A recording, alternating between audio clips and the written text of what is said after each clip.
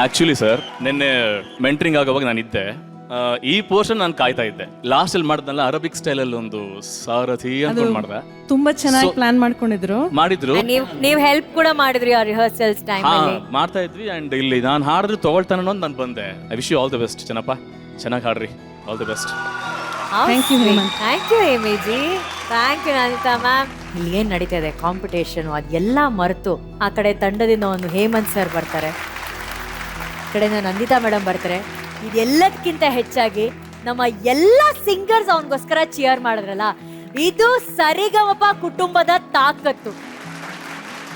ಸಂಗೀತ ಎಲ್ಲರನ್ನ ಒಂದು ಮಾಡುತ್ತೆ ಅನ್ನೋದಕ್ಕೆ ಇವತ್ತು ನಡೆದಂತಹ ಈ ವಿಷಯನೇ ಸಾಕ್ಷಿ. ಫಸ್ಟ್ ಆಫ್ ಆಲ್ ನಿಮ್ಮೆಲ್ರಿಗೂ thank you so much. Thank you thank you thank you thank you.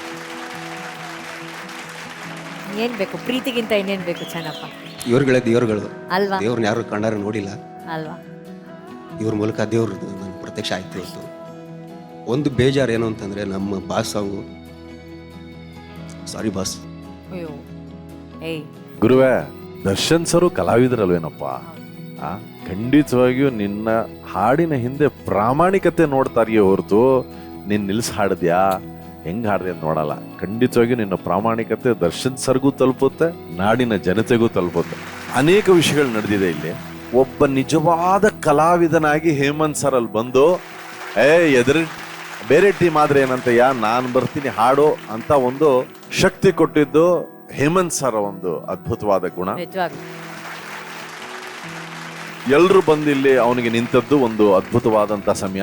But ನನಗೆ ವೈಯಕ್ತಿಕವಾಗಿ ಚೆನ್ನಪ್ಪ ಈ ಸ್ಪರ್ಧೆ ಗೆದ್ದನಲ್ಲ, ಅವತ್ತಿಂದ ನಾನು ಒಂದು ಮೊಮೆಂಟ್ಗೋಸ್ಕರ ಕಾಯ್ತಾ ಇದ್ದೆ. ಆ ಮೊಮೆಂಟ್ ಇವತ್ತು ಬರ್ತಾ ಇತ್ತು ಚೆನ್ನಪ್ಪ. ಇವತ್ತು ಯಾವ ಚೆನ್ನಪ್ಪನ್ ನಾನ್ ನೋಡ್ಬೇಕು ಅಂತ ಆಸೆ ಪಡ್ತಿದ್ದ ಒಬ್ಬ ಹೀರೋ, ನನಗೆ ಚೆನ್ನಪ್ಪ ಹೀರೋ. ಅವನ್ ಯಾವತ್ತು ಆ ಬಂಗಾರದ ಒಂದು ಇದನ್ನ ಗೆದ್ಬಿಟ್ಟು ನಮ್ಮ ಊರ್ ತಾಯಿಗೆ ಕೊಡ್ತೀನಿ ಅನ್ನೋ ಆ ಕ್ಷಣದಿಂದ ಚೆನ್ನಪ್ಪ ನನಗೆ hero. Chennappa, all the very best. ಬಹಳ ಚೆನ್ನಾಗಿ ಹಾಡಿದೆ ಇವತ್ತು, ನಿಜವಾಗಿಯೂ ಬಹಳ ಚೆನ್ನಾಗಿ ಹಾಡಿದೆ. Thank you sir. Arjun sir, Hemant sir ಮಾಡೋದೊಂದು ಆ್ಯಕ್ಟಿಂದ ಇಡೀ ವೇದಿಕೆ ಗೆಲ್ತು, ಇಡೀ ಸರಿಗಮಪ ಗೆಲ್ತು. I love you sir, really love you so much. ಭಾಳ ಸಂತೋಷ ಇದೆ. ಬಟ್ ಚೆನ್ನಪ್ಪ ಅವರೇ, ನಮಗೆ ಏನೇ ಆಗಲಿ ಲೈಫಲ್ಲಿ, ಒಳ್ಳೇದಾಗಲಿ ಕೆಟ್ಟದಾಗಲಿ ಏನೇ ಆಗಲಿ, ಅದು ಒಂದೇ ವಿಚಾರಕ್ಕಾಗತ್ತೆ, ನಮ್ಮ ಏಳಿಗೆಗೆ ಮಾತ್ರ ಆಗುತ್ತೆ. ಏನಾಯಿತು ಅನ್ನೋದನ್ನು ನೀವು ಕಂಡುಕೊಬೇಕು. ಆ ಸತ್ಯನ ನೀವು ಒಪ್ಕೊಂಡ್ರೆ ನಿಮ್ಮನ್ನು ಮುಟ್ಟಕ್ಕೆ ಯಾರ ಕೈಯಲ್ಲೂ ಆಗಲ್ಲ. ಒಳ್ಳೆಯದ. Thank you Arjun sir, super. ಮಹಾಗುರುಗಳೇ, ಅದ್ಭುತವಾಗಿತ್ತು ನೀವು ಹೇಳಿದ ಮಾತು. ಅಣ್ಣ, ಇವತ್ತು ನೀನು ಒಂದು ಚರಣ ಆದಮೇಲೆ ನೆಕ್ಸ್ಟ್ ಚರಣ ನಿನ್ನ ಬದುಕಿನ ಕಿರಣ. ನಿನಗಿವತ್ತು ನಿಜವಾಗ್ಲೂ ಕಳೆ ಬಂದ್ಬಿಡ್ತಾನೆ ಎರಡನೇ ಚರಣ ಆಡುವಾಗ. ಈಗ ಕಾಂಪಿಟೇಷನ್ಗಲ್ಲ, ಇವನ ಎರಡನೇ ಚರಣದ ಆ ಕಿರಣಕ್ಕೆ ಇದು ಕೊಡ್ಬೋದಾದ.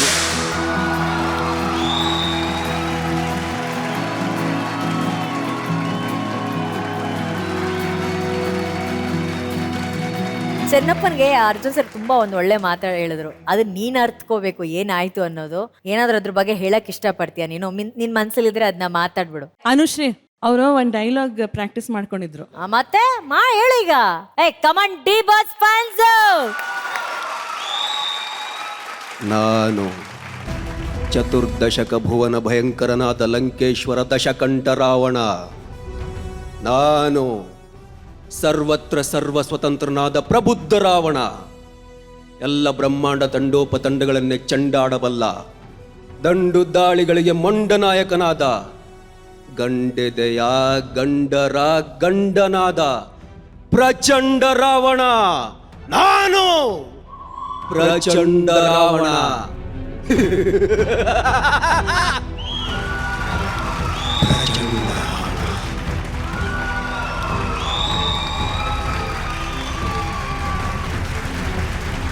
ಅಲ್ಲ, ಅಭಿಮಾನಿ ಅಂದ್ರೆ ಹಿಂಗೆ. ಎಷ್ಟು ಅಭಿಮಾನ ಅಂದ್ರೆ, ಅಭಿಮಾನಿ ತಪ್ಪು ಮಾಡಿದ್ರೆ ತನ್ನ ಸ್ಟಾರ್ ಹೆಸರಿಗೆ ಧಕ್ಕೆ ಆಗ್ಬಿಡುತ್ತೆ ಅಂತ ಅನ್ಕೊಳ್ಳೋಷ್ಟು ದೊಡ್ಡ ಅಭಿಮಾನ ಅವನಿಗೆ. ಆ ಅಭಿಮಾನಕ್ಕೆ ದೊಡ್ಡ ಚಪ್ಪಾಳೆ ಕಣ. ಅವ್ರು ಅಂದ್ರೆ ಪ್ರಾಣ. ನಮ್ಮ ಮನೇಲಿ ನಮ್ಮಪ್ಪ ಹೆಂಗೋ ಅವ್ರು ಹಂಗೆ. ನನಗೆ ಅವ್ರಿಗೆ ಏನೇ ಒಂದು ಹೆಚ್ಚು ಕಮ್ಮಿ ಆದ್ರೂ ಸಹಿಸ್ಕೊಳಕ್ಕಾಗಲ್ಲ. ಯಾರು ಏನಾರ ಮಾತಾಡಿದ್ರು ಸಹಿಸ್ಕೊಳಕ್ಕಾಗಲ್ಲ ಅವ್ರಿಗೆ. ನಿನ್ನ ಅಭಿಮಾನ, ದರ್ಶನ್ ಸರ್ ಮೇಲೆ ಇಟ್ಟಿರೋ ಆ ಪ್ರೀತಿ ಯಾವಾಗ್ಲೂ ನಿನ್ನ ಕಾಪಾಡತ್ತೆ.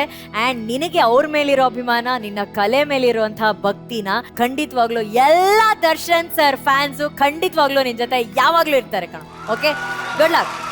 Thank you. ಬಟ್ ಏನಂದ್ರೆ ಇದು ಕಾಂಪಿಟೇಷನ್ ಆಗಿರೋದ್ರಿಂದ ಮಹಾಗುರುಗಳು ಅವರ ಒಳ್ಳೆತನ ಗೋಲ್ಡನ್ ಬಜರ್ ಕೊಟ್ಟಿದ್ದಾರೆ. ಅಂಡ್ ನಿಮ್ಮ ಆಗಮನಕ್ಕೆ ಒಂದು ಗೋಲ್ಡನ್ ಬಜರ್ ಕೊಟ್ಟಿದ್ದಾರೆ. ಅಂಡ್ ಈಗ ಜೂರಿ, ನಿಮ್ಮ ಸೀಕ್ರೆಟ್ ಸ್ಕೋರ್ಸ್ ಪ್ಲೀಸ್.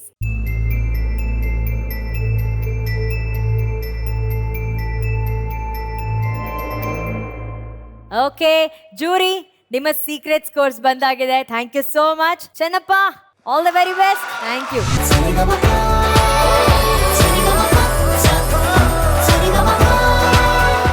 ಸರ್, ನಿಮ್ಗೆ ಪರ್ಫಾರ್ಮೆನ್ಸ್ ಹೇಗೆ ಅನಿಸ್ತು? ಜ್ಞಾನೇಶ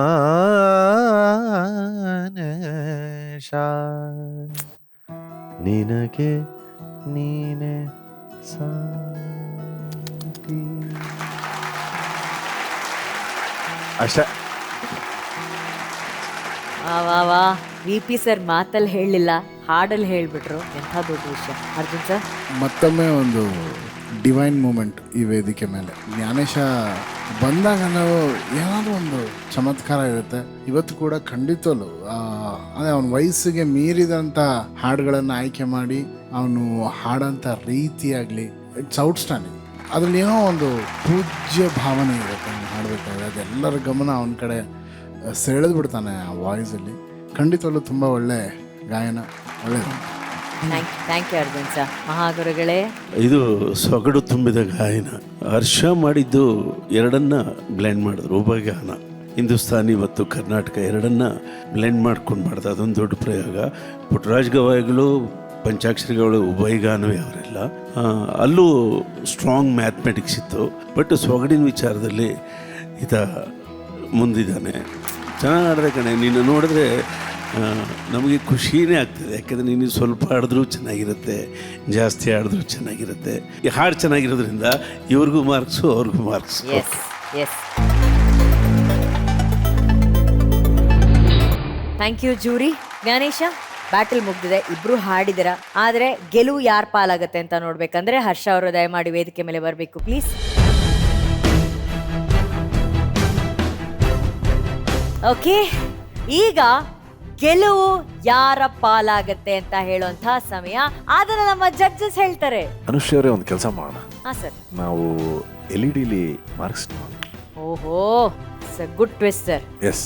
ಈಗ ಬರುವಂತ ಸ್ಕೋರ್ಸು ಯಾರ್ದು ಅಂತ ನಾವು ಹೇಳಲ್ಲ. Scores please.